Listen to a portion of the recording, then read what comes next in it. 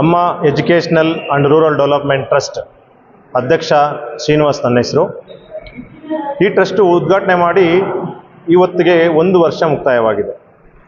ಈ 1 ವರ್ಷದ ಮುಕ್ತಾಯ ವಾರ್ಷಿಕೋತ್ಸವದ ಸಂದರ್ಭವಾಗಿ ಇವತ್ತು ಚಿಕ್ಕಬಳ್ಳಾಪುರದಲ್ಲಿ ವಿವಿಧ ಕ್ಷೇತ್ರಗಳಲ್ಲಿ ಸಾಧನೆ ಮಾಡಿರುವಂತಹ ಹಿರಿಯರು, ರೈತರು ಮತ್ತು ಎಲ್ಲ ಕ್ಷೇತ್ರಗಳಲ್ಲೂ ಸೇರಿಕೊಂಡು ಸಾಧಕರಿಗೆ ಸನ್ಮಾನ ಕಾರ್ಯಕ್ರಮವನ್ನು ಏರ್ಪಡಿಸಿದ್ದೇವೆ. ಅದರಲ್ಲಿ 100 ಜನಕ್ಕೆ ಮಾಡಿದ್ದೀವಿ.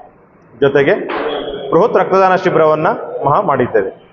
ಏನಕ್ಕಪ್ಪ ಈ ಟ್ರಸ್ಟು ಈ ಥರ ಸಮಾಜ ಸೇವೆ ಮಾಡ್ತಾ ಇದೆ ಅಂತಂದರೆ, ನಾವು ಹುಟ್ಟಿದ್ದೇವೆ, ಒಂದು ದಿವಸ ಈ ಭೂಮಿಯಿಂದ ಹೋಗ್ತೇವೆ.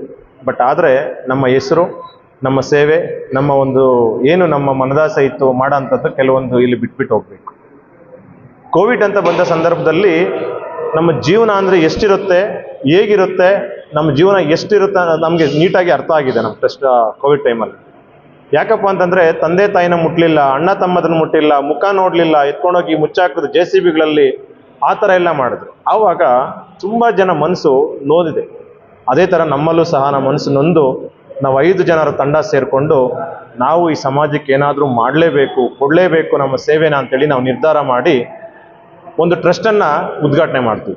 ಈ ಟ್ರಸ್ಟ್ ಬಂದುಬಿಟ್ಟು ಕಳೆದ 1 ವರ್ಷಗಳಿಂದ ಶೈಕ್ಷಣಿಕ ಕ್ಷೇತ್ರ, ಆರೋಗ್ಯ ಕ್ಷೇತ್ರ, ಪರಿಸರ ಕ್ಷೇತ್ರ, ಎಲ್ಲ ಕ್ಷೇತ್ರಗಳಲ್ಲೂ ಮತ್ತು ಮಕ್ಕಳಿಗೆ ಪಠ್ಯಪುಸ್ತಕಗಳು ಕೊಡುವಂಥದ್ದಾಗಿರ್ಬೋದು, ಗಿಡ ನೆಡುವಂಥದ್ದಾಗಿರ್ಬೋದು, ಕ್ರೀಡಾ ಸಾಮಗ್ರಿಗಳು ಕೊಡುವಂಥದ್ದು, ಕನ್ನಡ ರಾಜ್ಯೋತ್ಸವನ ಮಾಡಿದ್ದೇವೆ.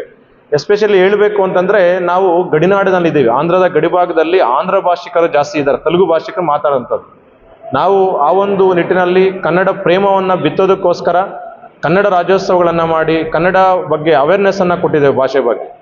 ಈ ಟ್ರಸ್ಟ್ ಮುಂದಿನ ದಿನಗಳಲ್ಲೂ ಸಹ ನಾವು ಸಮಾಜ ಜೊತೆ ನಿಲ್ಲುತ್ತೇವೆ. ಯಾವುದೇ ಸ್ವಾರ್ಥ ಇಲ್ಲದೆ, ಆಸೆ ಇಲ್ಲದೆ, ನಾವು ನಿಸ್ವಾರ್ಥದಿಂದ ನಮ್ಮ ಸೇವೆಯನ್ನು ಸಮಾಜಕ್ಕೆ ಕೊಡೋದಕ್ಕೋಸ್ಕರ ಈ ಟ್ರಸ್ಟನ್ನು ಮಾಡಿದ್ದೇವೆ. ಇದೇ ರೀತಿ ಮುಂದೇನೂ ಸಹ ನಾವು ಸಮಾಜ ಜೊತೆ ನಿಲ್ತೇವೆ ಅಂತೇಳಿ ನಮ್ಮ 5 ಜನರ ತಂಡ ಪರವಾಗಿ ನಾನು ಈ ಮಾತನ್ನು ಹೇಳ್ತಾ ಇದ್ದೇನೆ. Thank you sir. ಈಗ ಒಂದು 30+ ಆಗಿದೆ, ಇನ್ನೊಂದು 15ರಿಂದ 20 ಆಗುತ್ತೆ ಖಂಡಿತ. ಯಾಕೆಂತಂದರೆ ಮೊನ್ನೆ ಚಿಕ್ಕಬಳ್ಳಾಪುರದಲ್ಲಿ ಒಂದು ಬೃಹತ್ ರಕ್ತದಾನ ಶಿಬಿರ ಮಾಡಿರೋದ್ರಿಂದ ನಮಗೆ ಸ್ವಲ್ಪ ಕಷ್ಟಕರ ಆಯಿತು. ಆದರೂ ನಾವು ಸ್ವಲ್ಪ ಮಾಡಿದ್ದೇವೆ. ಇನ್ನು ಮುಂದಿನ ದಿನಗಳಲ್ಲಿ ಇನ್ನೂ ಹೆಚ್ಚಿಗೆ ಯೂನಿಟ್ನ ತೆಗೆದುಕೊಳ್ಳೋದಕ್ಕೆ, ಇಲ್ಲ ಇನ್ನೂ ದೊಡ್ಡ ಕಾರ್ಯಕ್ರಮಗಳು ಮಾಡೋದಕ್ಕೆ ನಾವು ಪ್ರಯತ್ನ ಮಾಡ್ತೀವಿ. ಬಟ್ ಯಾವತ್ತೂ ಸದಾ ಸಮಾಜ ಜೊತೆ, ನಮ್ಮ ಉಸಿರಿರೋವರೆಗೂ ಸಮಾಜ ಜೊತೆ ನಿಲ್ತೀವಿ ಅಂತೇಳಿ ಈ ಟ್ರಸ್ಟಿನ ಮುಖಾಂತರ ನಾವು ಸಮಾಜಕ್ಕೆ ಒಂದು ಸಂದೇಶವನ್ನು ಕೊಡ್ತಿದ್ದೇವೆ ಸರ್. ನನ್ನ ಹೆಸರು ಗಂಗರಾಜು ಕೆ, ಕಾರ್ಯದರ್ಶಿಗಳು Amma educational rural development trust Chikkaballapur. ನಾವು ಕಳೆದ ವರ್ಷ 2024ರಲ್ಲಿ ಆಗಸ್ಟ್ 22ನೇ ತಾರೀಕಿಗೆ ಒಂದು ಟ್ರಸ್ಟನ್ನು ಉದ್ಘಾಟನೆ ಮಾಡ್ತೀವಿ ಅಧಿಕೃತವಾಗಿ, ಒಂದು ಸರ್ಕಾರಿ ಶಾಲೆಯಲ್ಲಿ ಒಂದು ಮಕ್ಕಳಿಗೆ ಪಾಠೋಪಕರಣ ನೀಡೋ ಮುಖಾಂತರ. ಆ ನಂತರದಲ್ಲಿ ಬೇರೆ ಬೇರೆ ರೀತಿಯ ಕಾರ್ಯಕ್ರಮ ಮಾಡ್ತಾ ಇದ್ದೀವಿ ನಾವು. ಸಾಮಾಜಿಕವಾಗಿ, ಶೈಕ್ಷಣಿಕವಾಗಿ, ಸಾಂಸ್ಕೃತಿಕವಾಗಿ, ಧಾರ್ಮಿಕವಾಗಿ ಕೂಡ ಕೆಲವೊಂದಷ್ಟು ಕಾರ್ಯಕ್ರಮಗಳನ್ನು ಮಾಡಿದ್ದೇವೆ. ಅದರಲ್ಲಿ ಮುಂದುವರೆದ ಭಾಗವಾಗಿ ರಾಜ್ಯೋತ್ಸವ ಕಾರ್ಯಕ್ರಮ ಮಾಡಿದ್ದೇವೆ.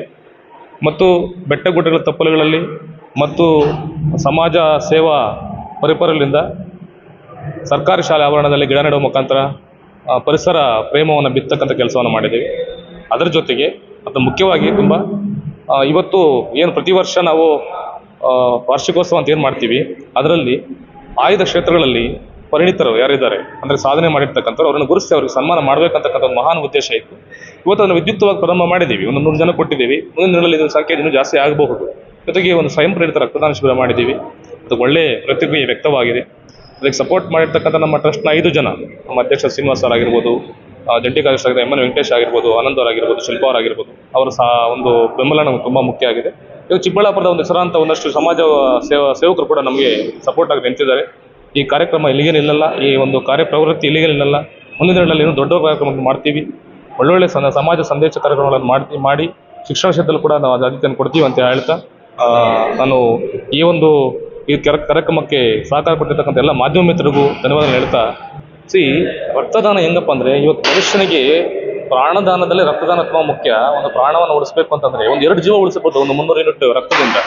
ಜೊತೆಗೆ ಯುವಜನತೆ ಏನಿದ್ದಾರೆ, ರಕ್ತ ಕೊಡೋದ್ರಿಂದ ಅವರಲ್ಲಿ ಹೊಸ ಚೈತನ್ಯ ಬರುತ್ತೆ, ಹೊಸ ರಕ್ತ ಉಟ್ಕೊಂಡಿರ್ತದೆ, ಹಾರ್ಟ್ ರಿಲೇಟೆಡ್ ಇಶ್ಯೂ ಬರಲ್ಲ. ಹಂಗಿರುವಾಗ ಸ್ವಯಂ ಪ್ರೇರಿತವಾಗಿ ರಕ್ತದಾನ ಮಾಡೋದ್ರಿಂದ ಹೆಚ್ಚು ವರ್ಷ ಇನ್ನೂ ಅವರು ಬದುಕಬಹುದು. ಜೊತೆಗೆ ಸಮಾಜದಲ್ಲಿ ಒಳ್ಳೆ ಸ್ವಾಸ್ಥ್ಯ ಸಮಾಜ ಕೊಡ್ಬೋದು. ಯಾವುದೇ ದುಶ್ಚಟಗಳು ಬಲಿಯಾಗದಿರೋ ನಾವು ನಿಂತ್ಕೋಬೇಕಾಗುತ್ತೆ, ನಮ್ಮ ಆರೋಗ್ಯ ಚೆನ್ನಾಗಿ ಕಾಪಾಡ್ಕೋಬೋದು. ಏನಿಲ್ಲ 20ರಿಂದ 30 ವರ್ಷ ಅವ್ರ ಆಯುಸ್ಸನ್ನು ಹೆಚ್ಚಿಸ್ಕೋಬೋದು. ಅದಕ್ಕಾಗಿ ರಕ್ತದಾನ ಮಾಡಿ ಅಂತ ನಾನು ಕೈ ಮುಗಿದು ಹೇಳ್ಕೊಡ್ತೀನಿ.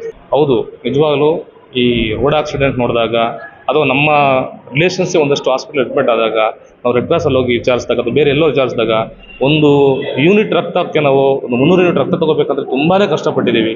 ಅಂಥ ಸಮಸ್ಯೆಗಳು ಆಗಬಾರ್ದು ಅಂತಕ್ಕಂಥ ಉದ್ದೇಶದಿಂದ ಈ ಕೆಲಸ ಮಾಡ್ತಾ ಇದ್ದೀವಿ. ಪ್ರತಿನಿತ್ಯ ಈ ಯೂನಿಟ್ಗಳನ್ನು ಜಾಸ್ತಿ ಮಾಡಿ ನಾವು ದಾನ ಮಾಡೋದ್ರಿಂದ ಎಷ್ಟೋ ಜನ ಜೀವ ಉಳ್ಕೊಳ್ತದೆ. ಹಾಸ್ಪಿಟ್ಲಿಗೆ ಹೋಗೋ ಮಾರ್ಗ ಮಧ್ಯದಲ್ಲಿ ಸಾಯ್ತಾ ಇದ್ದಾರೆ, ಅಂಥವ್ರಿಗೆಲ್ಲ ಅವಕಾಶ ಆಗುತ್ತೆ ಅನ್ನೋ ಉದ್ದೇಶ ನಮ್ಮದಾಗಿರ್ತದೆ ಸರ್.